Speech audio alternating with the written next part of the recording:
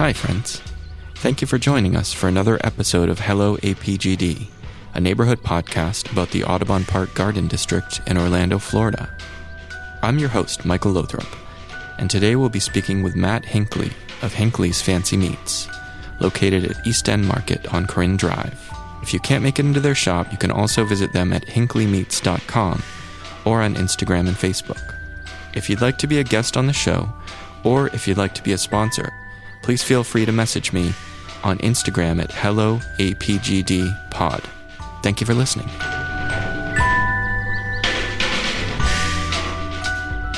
Today with me is Matt Hinckley of Hinckley's Fancy Meats.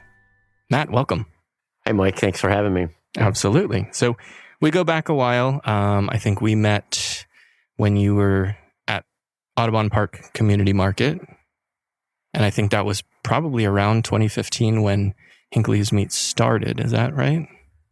Hinckley's Fancy Meats started in 2015, and I think that we met right around that time, maybe even a little bit before. I think I came to the Fancy Party even before the farmer's market. And did Fancy Meats come from Fancy Party? I've always wanted to ask you that. I want so bad to tell you that it did, but it didn't. It actually came from, we were reading Setting the Table. It's who wrote that? Was it the guy that owns, used to own 11 Madison Park in Union Square, Danny Meyer. Okay. Right. Wrote a book called Setting the Table. And it's a pretty good book to read if you're going to kick something off. But one of the things he mentioned in the book was that you have to be really clear about what it is that your shop is. You know what I mean? What you're doing should be evident by the name of the business. So that's kind of how the name of the place came to be. I love that. And what makes your meats fancy for the uninitiated? Well, I think that it's fancy because nobody's really doing it anymore. And I think that a lot of those, we do a lot of like charcuterie, terrines, pâtés, stuff like that. And there's not a lot of people doing it anymore. And I think that it was kind of hot even back in the day, when it was sort of on trend. The pâté has always been associated with kind of a highbrow. And I'm not really sure why, because it's certainly not made with like really highbrow ingredients. A lot of this, the stuff that we do is made with like organ meats and offal, and I kind of like the fifth quarter, as you'd call it, the parts department. Yeah. It's a good quarter. It's not something that you would associate, I think, generally with, like a really fine cuisine. So I'm not sure historically how it became associated with that, kind of fancy eating, but it has, and it's really remained that way. And I'm not real sure why. It's a good question why, I suppose. I don't feel that it is, we don't approach it that way, I don't think, even though our name is fancy. Yeah, I think, as you were saying, it's not necessarily the cut of meat that you're using. I think that, to me, I think about the ingredients that you use, that you are sourcing locally when you can, you're finding the best possible ingredients. So you are elevating, and you're starting with an animal that is raised well and taken care of, and, it's done the right way. So you have very traditional, as you were saying, kind of processes, and your product is something that is kind of a throwback, but you add something new to it. So I think that, to me, that's sort of what makes it fancy. Does that kind of fit? I think so. Yeah. We like to, I like to present comfort foods, things people are really familiar with, but then throw a little bit of curveball at it with maybe proteins that are not typically found in like a Publix or a Whole Foods. So, we work a lot with like off commodity proteins, things that are that don't line up well with the commercial model. We have wild boar occasionally, Texas antelope, axis deer, elk. We use ducks quite a bit. I think you could probably find those in Publix, but and then the cuts of a lot of times we'll call someone like Dale over at Lake Meadow and just ask what's in the cooler. What are you guys heavy on? Broken Arrow, we did that with they're an operation in Central Texas, but when Texas had that real nasty freeze, they had a lot of problems. So we'll talk to the people there and hey, what can we help with? And and we find antelope hearts or wild boar livers or whatever that sort of get looked over, I think, by a lot of other chefs in the industry. Those are the things that I really gravitate to. I think they're the most interesting to work with, and I feel like when you understand the science of charcuterie and cooking, and you know how to take those things that like most people would throw in the garbage and make something that's not only good but supersedes people's expectations of what. I mean, let's be honest. If I tell you there's antelope hearts on the menu at my house tonight, then you're going to approach that maybe with a little bit of a guard up because you've never had it before. So it can't just be okay. It has to kind of melt your brain. Like, wow, why haven't I been eating antelope hearts my whole life? So I think that's the sort of the ethos and the approach that we take to the types of proteins that we use. Granted, not everything that we sell is, elk livers or whatever. We do a lot with, there's a lot of approachable stuff there as well. There's bacon in the case. There's, we use tasso ham and, country pate doesn't have any organ meat in it at all. It's basically a pork shoulder base. It's a nice kind of entry into that style of eating. For people, that haven't had it before, want to kind of, dip their toes in the water, but we try to keep them satiated as well. Yeah. So you're not trying to scare anybody away. You're not like, it's not too out of reach for people who are, maybe not the most adventurous eaters or not willing to try something new. There's always bacon in the case. As long as you're not sold out. I mean, you have the best bacon in Florida, according to USA Today. Yeah, Microsoft Network, I think, so MSN or somebody. Okay. Well, everybody's talking about your stuff. I appreciate everybody in Florida. Yeah, that's awesome. Yeah. It's we did, and sometimes we will, when the season kind of picks up again, we do these creature comfort dinners, which is also another sort of kind of a gateway, if you will, to that style of food, where we'll take something that's super traditional, like gumbo or lasagna, something that people are very familiar with, and then kind of throw an animal curveball at that. So if we did gumbo, we might do it with wild boar sausage or a rabbit or something in it, or if we did lasagna, we've done it with like elk or antelope, and if I didn't tell you that that's what you were eating, you probably would think you were eating, chicken or pork in the gumbo, or grass-fed beef maybe in the lasagna. So at the end of the day, it's really just got to be an awesome lasagna, But it pulls you a little bit outside. You're like, I really like gumbo, so I'm going to give it a shot. And if we nail the gumbo, now we've like pulled you a little bit outside your comfort zone and got you to try something that, especially with wild boar, maybe a more sustainable approach than what you're going to find in, in the commodity section at Walmart or whatever. So like that's important to me, that style of eating where you're just taking something that's a super familiar on the table at home, and then introducing something that's a little bit outside of the box to get people interested in. It's something to talk about at work too. Like adventurous. I had this antelope lasagna last night, and you get to be the big brave eater. I love that. And I noticed on your Instagram, one of your specialties or one of your titles is pigsmith, which I'd never heard of that, but I really love that. I think that's perfect. I had never heard of it either. I think Edible Orlando coined that. I want to say it was in one of the first articles that was written in 2015 when we were opening the shop up, and I hadn't heard it before, but that's so cool. It makes sense. It really does. And I'll tell you, the first thing that I wrote down was meat wizardry, and I just couldn't delete it. I'm like, I don't know if this fits or not. Does that accurately describe what you do? Wizardry? I don't know. I don't know that we're doing anything that's magic or it's not even anything that other people haven't done before.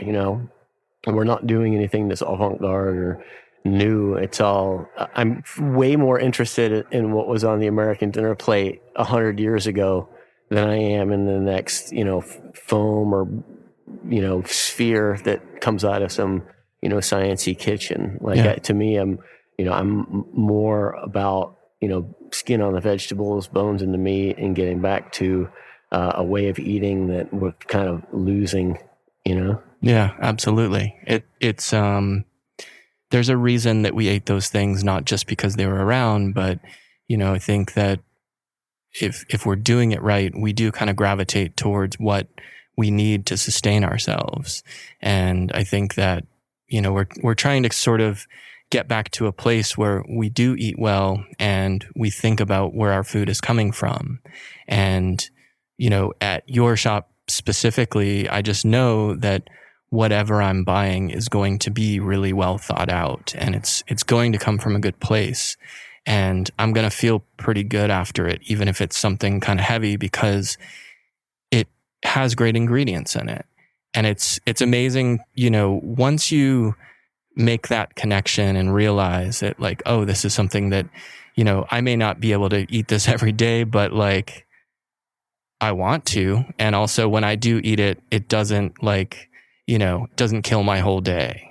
So, and your stuff is very indulgent. I think that you have the best sandwiches probably in town. I mean, there's like, I have the hardest time deciding, when I go in, what exactly I'm going to order, because everything sounds good. And, I wanted to talk about your background as far as, you have been a chef in New York and Miami. So you've been to these big cities and been a chef in these very renowned restaurants.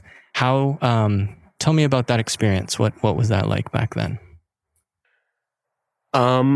It was good. It's bittersweet. You pay, I think, a heavy price, or I did, coming up in those kitchens. It was a lot of work. It was a lot of, missed birthdays, missed holidays, working sick or injured, or, it was a grind.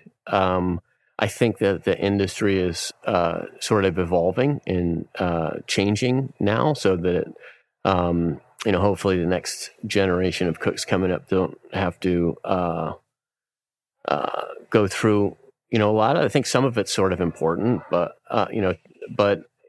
it was physically and emotionally taxing, but at the same time, it's worth it. And I think that, it's an industry that you're going to get out of it what you put into it.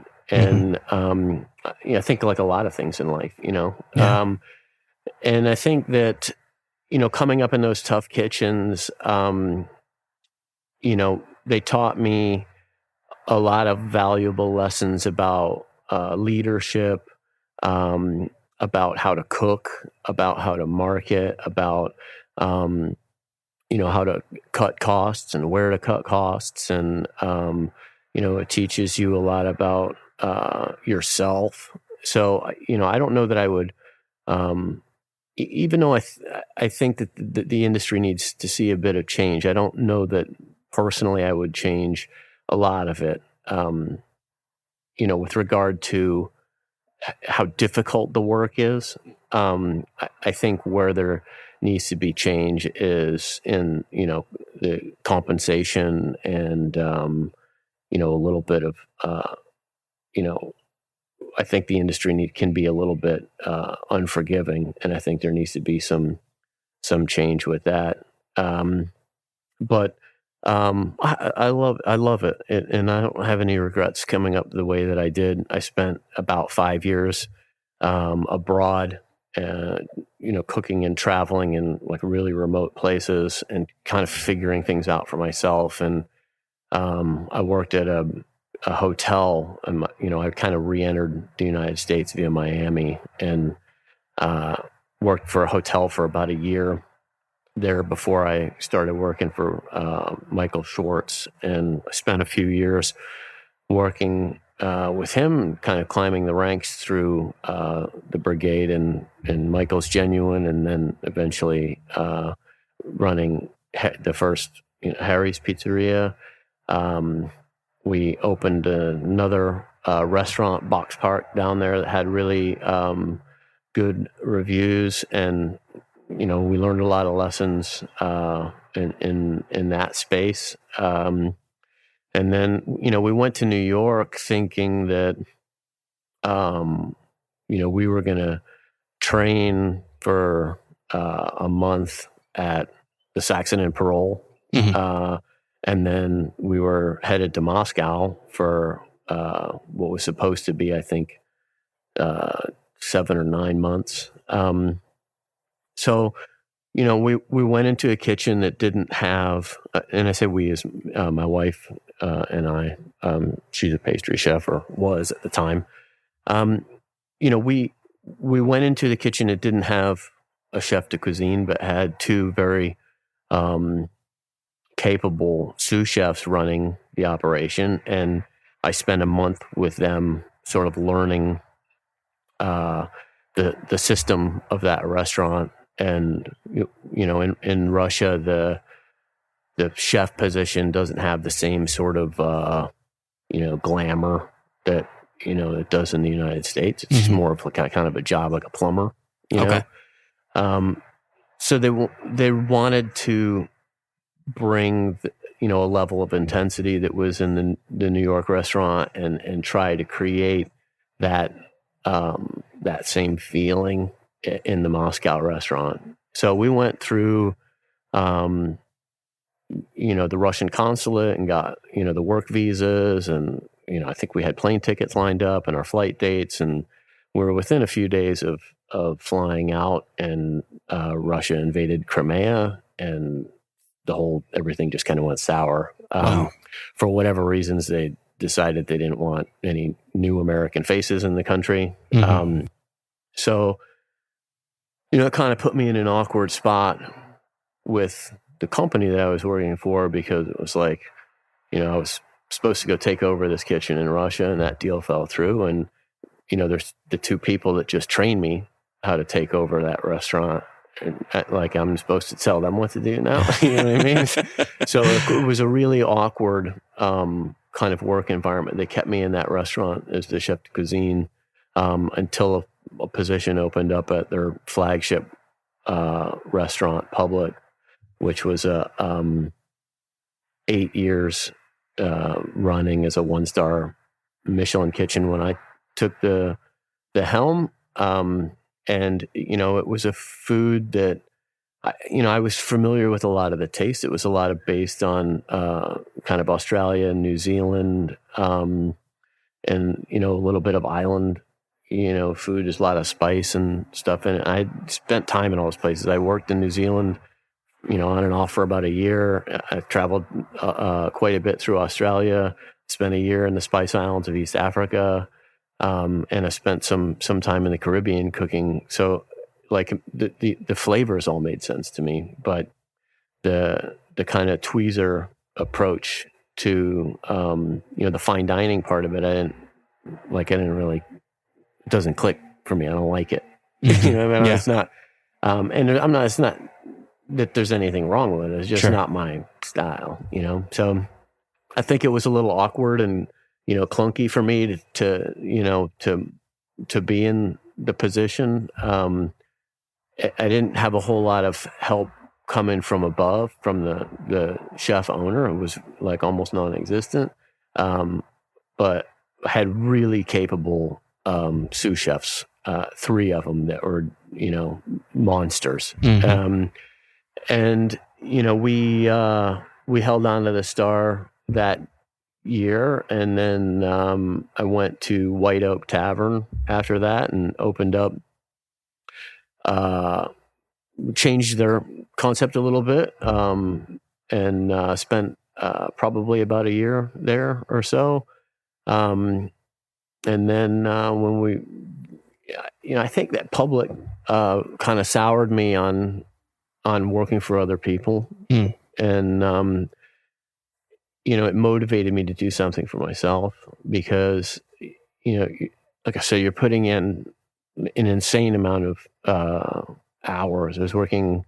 I don't think I took a day off for 3 months when I opened White Oak Tavern, or took over White Oak Tavern, and most restaurants would be like maybe every other week you'd have a 2-day weekend. But so you do a 6-day week and then a 5-day week and then a 6-day week, 5-day week. And then, 10-hour days, 12-hour days. So, working those kind of hours with that, the stress of, James Beard or, Michelin, hanging in the balance, and, your name printed on the menu, like you're taking all these risks and putting all this work in on behalf of somebody else. I'm not saying I wasn't fairly, compensated, but Sure. not to the level of being an owner. You have to have a life. I mean, right. You have so many interests, and it seems like you spend your time, like when I see you at work, you are like in it, and like your employees your staff is always like on top of it. So there is like that work ethic, but I think from what I'm hearing, your experience kind of informed you onto how to be a better boss, manager, chef. I think a lot of that, yeah. But I feel like that, after that experience of working that many hours for somebody else, it's like, well, I have to do something for myself, even if it's, a hot dog cart. It didn't matter to me, and you just want to make good food. Yeah.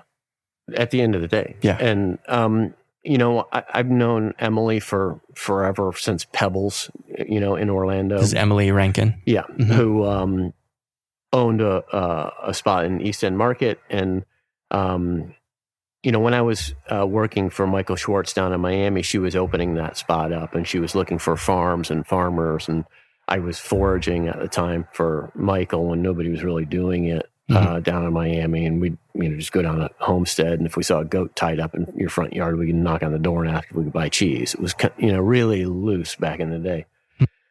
And when she mentioned that she was going to start this distribution chain from small farms to restaurants, I offered to take her on the run that I was doing at Homestead, and we did that. And to make a long story short, when I decided to come back to Orlando, because all my family lives here. This is, where I'm from, and, home. So I wanted to come back and do something, in Orlando. I reached out to her because I thought, well, if she's in all these restaurants delivering, produce and bread and whatnot, she'll have a pretty good finger on the pulse of what Orlando needs. Right. And I hadn't been here for 12 years or something. So I had I have no idea what Orlando's food scene looks like. And that was right around the shift. Like things really started to change during that period. So yeah, it was a good time to be here, I think. Yeah.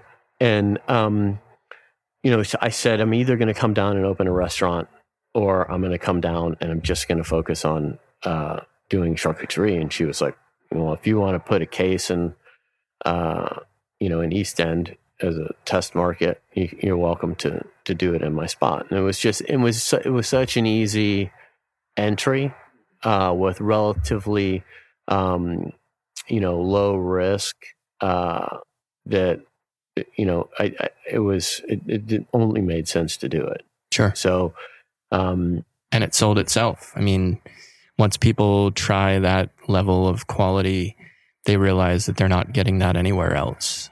Yeah, and it changed and it morphed a lot too. Because when I first started, we pursued USDA,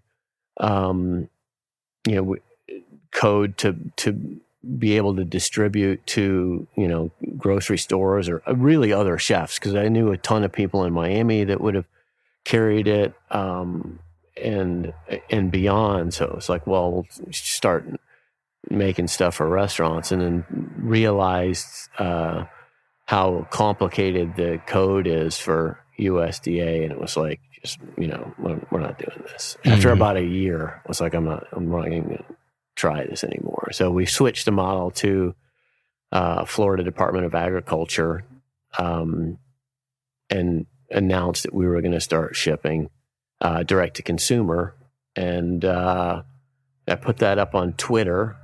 And within an hour, I think Sam Sifton from the New York Times sent me a message saying, "Hey man, what's your most popular box?" And I was like, "Dude, you're the first one out of the gate," So, so then a month later, I get an email asking to send a box up to the holiday gift guide. And, we sent a box there, and I assumed that it was like kind of like a, maybe a trial, or like they were going to test it, or, or whatever. And I didn't hear anything back. And then in the beginning of, it was a couple days before the Black Friday, I had one of my customers say, "Hey man, I heard you're going to be in the holiday gift guide. Congrats." I was like, "Dude, I had no idea." So we, most businesses have a difficult time trying to figure out how to get people in the door when they spend a lot of time and money trying to figure out how you're going to get your product in front of people and, make the phone ring. And we had the opposite problem of like, oh man, the phone didn't, it's not going to stop ringing. And it's only me, that's producing this food. And there's no time to teach anyone else how to do, it's a lot of technique, So, it got real crazy, real fast. And I remember on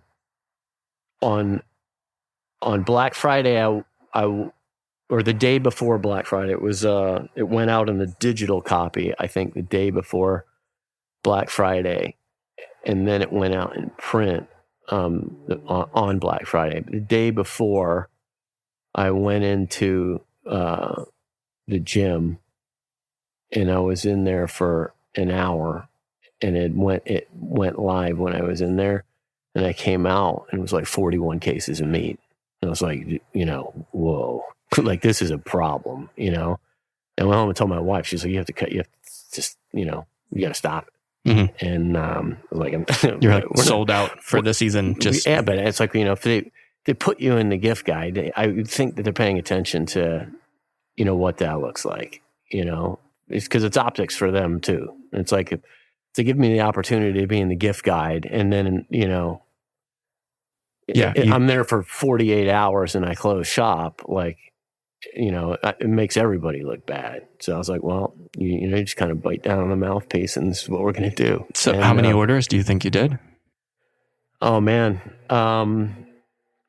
They had to send, I know that the week before Christmas when we were doing, we shipped everything by UPS, and they had to send 2 trucks. So it was over 150 cases, that day. And I think it was like 2 or 3 days lined up like that. I mean, it was a kind of a juggernaut. It was really, I never worked so hard in my life. Really? Yeah. It was, I think I worked about 60 days straight, except for,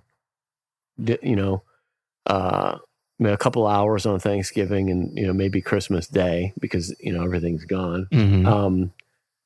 but I might have even worked Christmas Day. I don't remember, but it you know it was. I can remember driving, and this is when we had a facility in Lake Helen, so it was a 40-minute drive to get to the property. And I can remember driving home, and my wife would come and help, pack and any way that she could assist with getting the stuff out.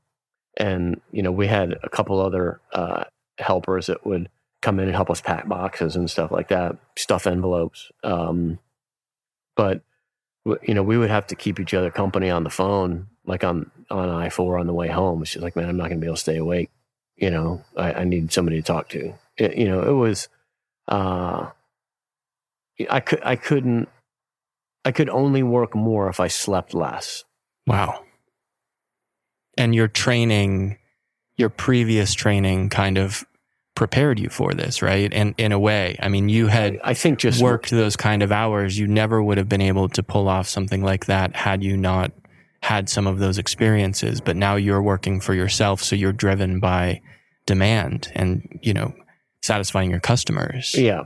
So it's coming from a different place at that point. Did that feel kind of liberating to be able to do this kind of work and not have the stress of, some other people that you're working with? How was that? Yeah, I think there's a lot of things that you can, it's, you make your own bed. Sure. Right. So, I'm as busy as I want to be. Ideally. Yeah. That's the best case scenario. I don't have anyone else making that decision for me. Like, right. No, you have to work more because I sold more. You know what I mean? Yeah. It was a decision that I got to make on how hard I wanted to work. And how many orders to take, and when to stop taking orders, and it's it's a different experience when you're doing it, I think, for yourself, and it's directly benefits you.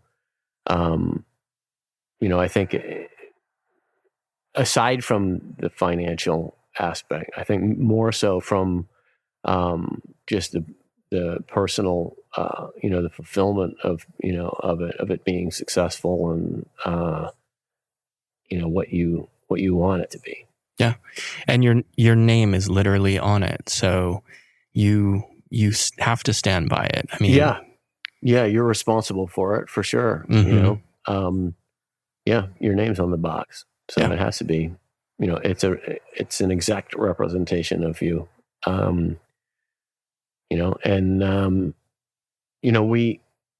We set this business up in the beginning with, I was buying whole pigs from Palmetto Creek, and it was all meant to be kind of kept.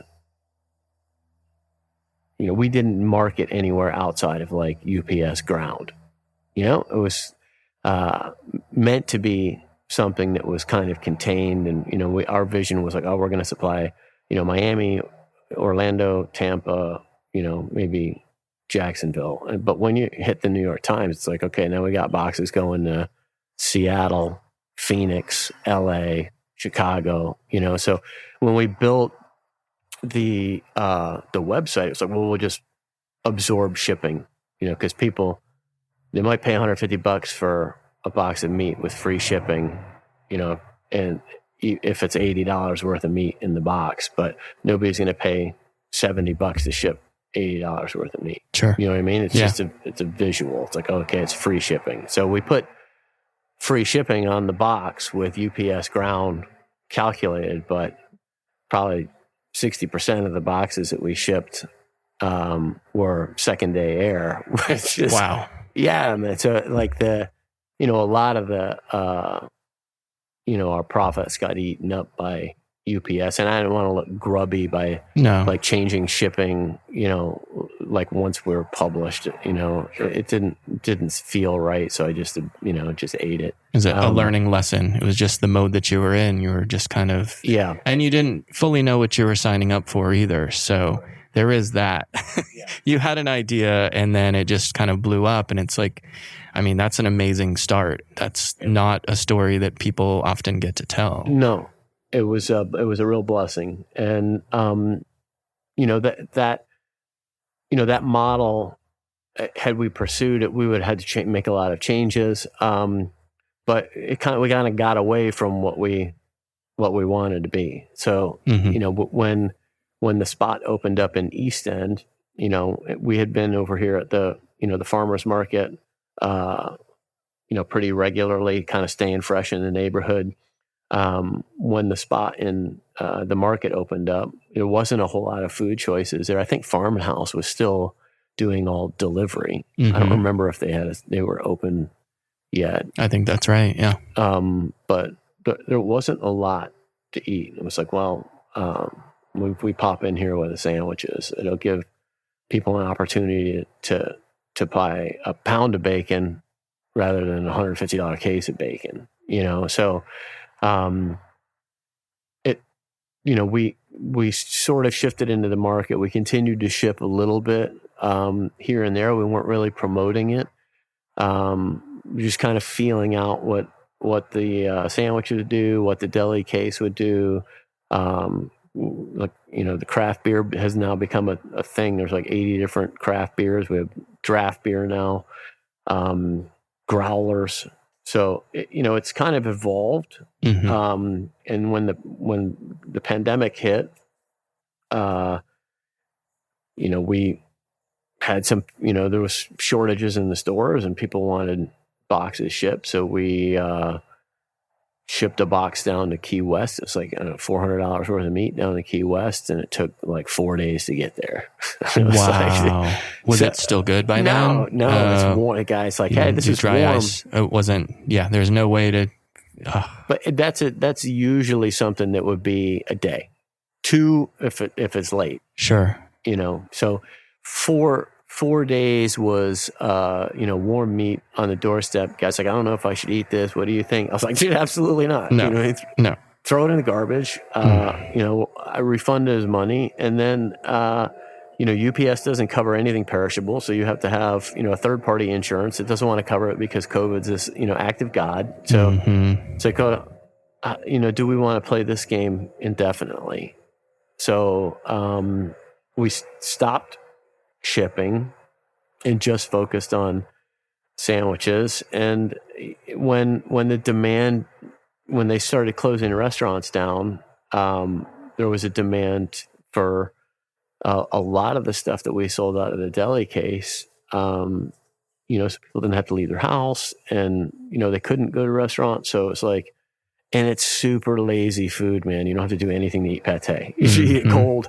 Yep. Right out of the fridge, crackers, mustard. It's the ultimate like lazy Netflix snack, So we got busy with, pates and bacon and tasso, and we were doing like lunch meats, and it was an easy switch for us because we already had all the photography, we had the website built. We just changed the little bubble of where we ship from, being the contiguous United States down to this little bubble that's like, up to the airport and, into Winter Park. And, it allowed us to keep all of our employees. We had staff doing the deliveries.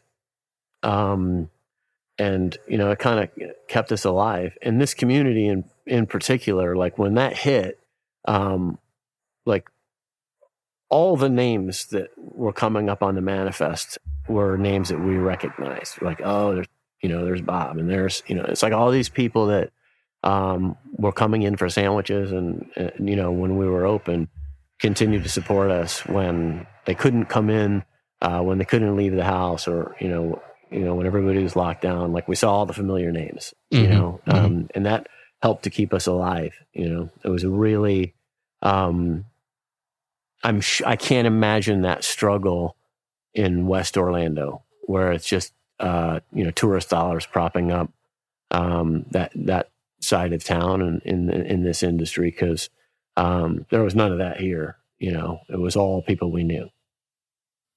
Yeah, and being that East End is a neighborhood market, you have a lot of as you were saying, regulars and repeat customers, and people know you. And that's, I think that's part of what makes Audubon Park so special, is that you have these shops where, like, I know who the owners of these shops are, and I can often have a conversation with them. They're in there, and they're very hands-on, and their staff is killing it. Like, that experience you don't get elsewhere. And I think that that's what makes this kind of sustainable, because people want to support that. People want that. They want more of that in their lives. And, it kind of goes back to what you were saying about how you want us to, you want to feed us food that, like, was traditional, and, that goes back to a day when people had these things, and they don't have them as much now. I think that is kind of a universal thing that, especially the vendors in East End kind of all gravitate towards. They specialize in what they do. They really know their product. They really care about it. And it's a perfect fit. I mean, it really, really is. Yeah, absolutely. And you do a lot of events, I was just there for the pizza pop-up, the Detroit pizza. And so how often do you do events? We don't do them very often. We're kind of in our little cocoon there. We should do more of them, but we run with a bit of a skeleton crew. And, when we do them, it's usually at the market, and we'll tag up with somebody else. But we've done those, around the holidays. We do a lot more stuff with, the Argentinian grill everybody likes when we wheel out the big wheel grill. We'll probably do a little bit more of that into the future. Like, a lot of that's kind of new to me. The whole takeout game in general, I think a lot of chefs are just trying to figure out, because the industry is sort of reinventing itself right now. Nobody really knows what it's going to be, and it's just kind of ebb and flow, figuring things out. But I would imagine that takeout is going to morph somehow quite a bit in the not too distant future. And we'll be a part of that. We're trying to figure out how best to do it. But we do a lot of those creature comfort dinners once the fall comes around. Summer is just hard for events. I mean, I felt really bad for Chef Jeremiah, right? Is that his name? Yeah. Okay. Wanted to make sure I had his name right.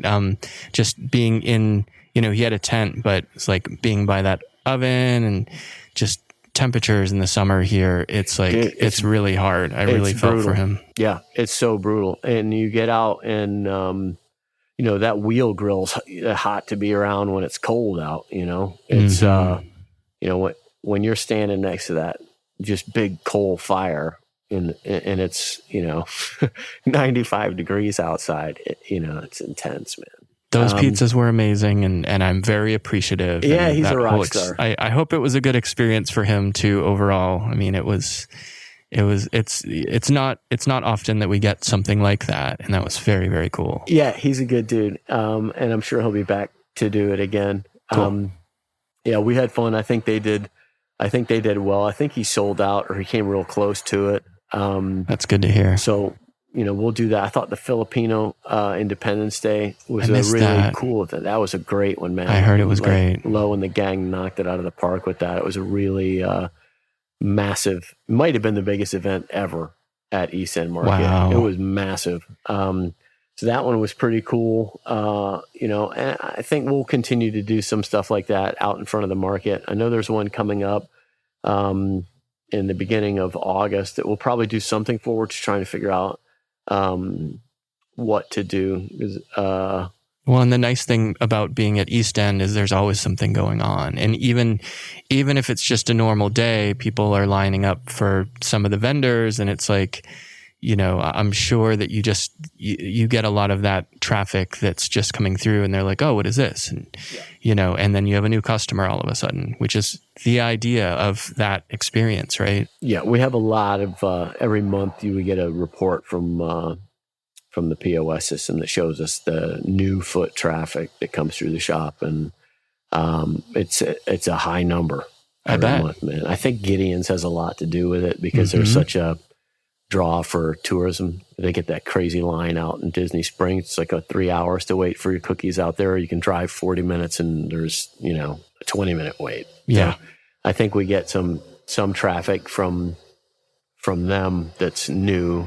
But it's a great spot. I love being in that market. I love that all the vendors in there are friendly with each other, and if you need a cup of sugar from somebody, they're all just give you the kind of the shirt off their back. It's a great little community within the market itself, and John goes like above and beyond in what he should even be expected to do as an owner and kind of landlord.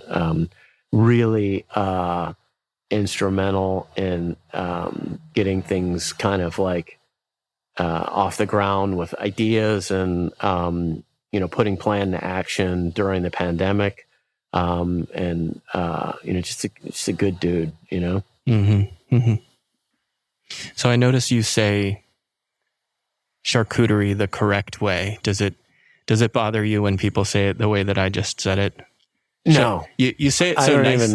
Charcuterie? Charcuterie. I think it doesn't bother me at all. People mispronounce so much stuff in my shop. It's not like espresso when people say espresso. Yeah.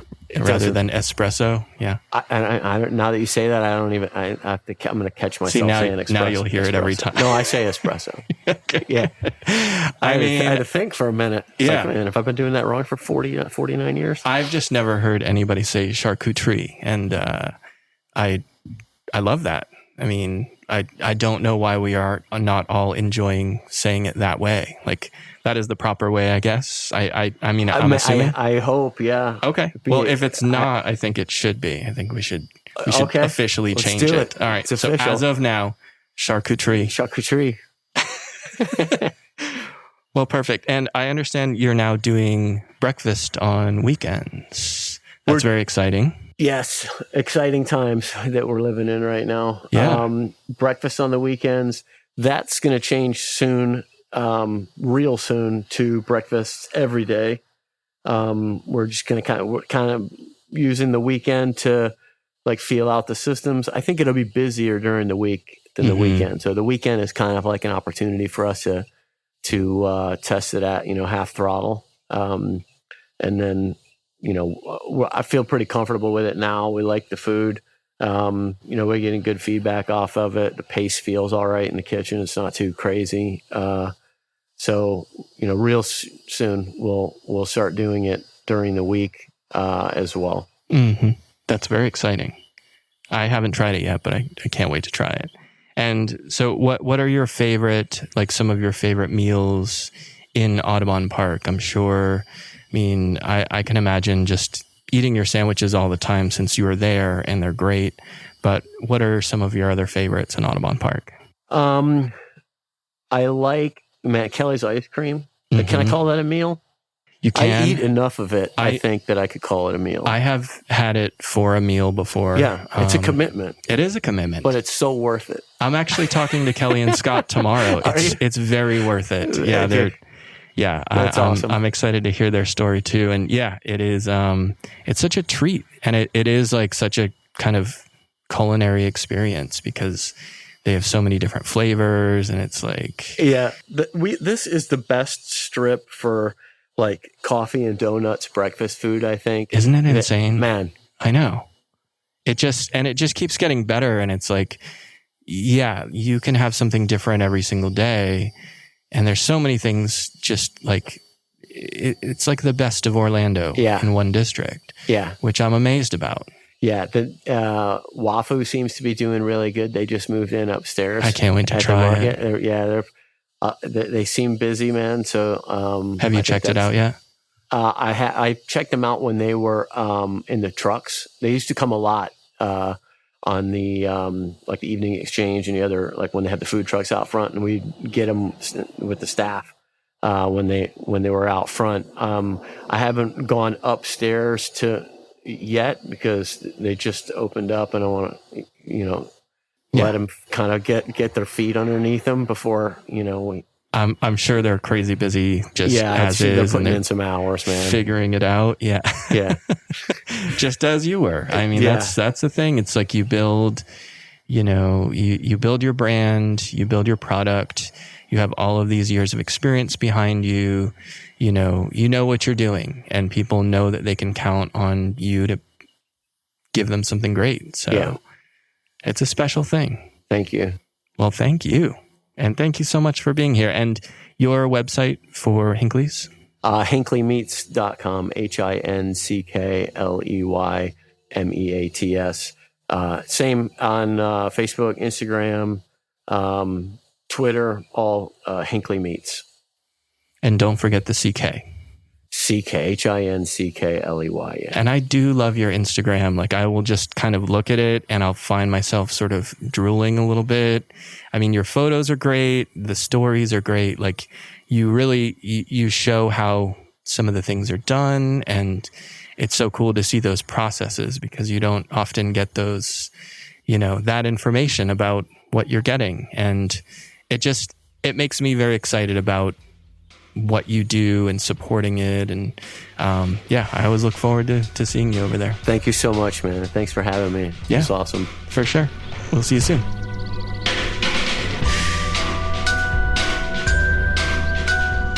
Hello APGD, a neighborhood podcast, is brought to you in part by Stardust Video and Coffee, Audubon Park's beloved neighborhood cafe, bakery, bar, and meeting place, located at 1842 East Winter Park Road. We are also sponsored by Red Light Beer Parlor and Brewery. Founded in 2005, Red Light is widely known as the source for world-class imports and microbrews, a wide selection of natural wines, plus award-winning beers brewed in-house. A full kitchen is in the works with an amazing menu by Chef Jess Tantalo, so stay tuned for that. Located at 2810 Corinne Drive, please check out Red Light for all things beer and wine, and soon food. Our theme song is by Christopher Pierce, and special thanks goes to Trey Hester for mixing the episode and for all of his help in making this podcast a reality. We do hope you enjoyed this episode. If so, please click subscribe and leave a review if you'd like. We'll see you next time.